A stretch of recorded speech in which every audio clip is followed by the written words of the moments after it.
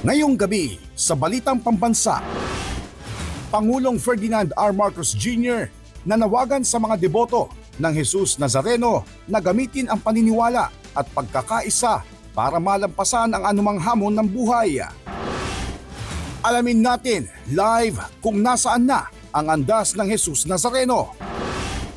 Ilang LGU officials kinasuhan na dahil sa pogo ayon sa Presidential Anti-Organized Crime Commission.